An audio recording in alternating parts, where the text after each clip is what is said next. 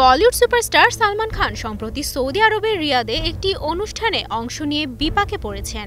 সেখানে ভারতীয় সিনেমার প্রসার নিয়ে কথা বলতে গিয়ে তিনি বালুচিস্তানকে ভিন্ন দেশ হিসেবে উল্লেখ করেন, আর সেই মন্তব্য ঘিরেই তীব্র সমালোচনার ঝড় উঠেছে পাকিস্তানে।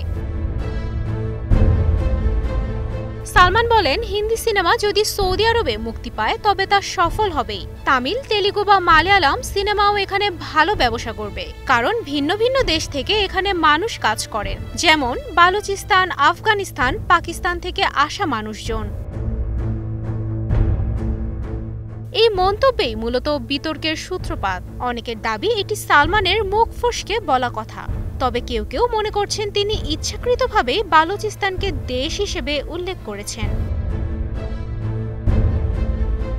সালমানের বক্তব্যটি ভাইরাল হওয়ার পর পাকিস্তানি কর্তৃপক্ষ কড়া প্রতিক্রিয়া জানায়। দেশটির সন্ত্রাস দমন শাখা সালমান খানকে সন্ত্রাসবাদী আখ্যা দিয়ে পাকিস্তানে তার প্রবেশ নিষিদ্ধ ঘোষণা করেছে। অন্যদিকে বালুচ নেতারা উল্টো খুশি। তাদের দাবি, সালমান খান এই মন্তব্যের মাধ্যমে বালুচিস্তানের স্বাধীনতার দাবি স্বীকৃতি দিয়েছেন। উল্লেখ্য, পাকিস্তান ও বালুচিস্তান ইস্যু বহু বছর ধরেই উত্তপ্ত। একদিকে বালুচ নেতারা দীর্ঘদিন ধরে স্বাধীন রাষ্ট্রের স্বীকৃতির দাবি করে আসছেন, অন্যদিকে পাকিস্তান সরকার বরাবরই বলছে বালুচিস্তান তাদের অবিচ্ছেদ্য অংশ। নতুন করে সালমান খানের এই মন্তব্য যেন সেই পুরনো বিতর্কের আগুনে আরও ঘি ঢেলেছে। তবে পুরো বিতর্কে এখনো পর্যন্ত সালমান খানের পক্ষ থেকে কোনো আনুষ্ঠানিক বিবৃতি পাওয়া যায়নি।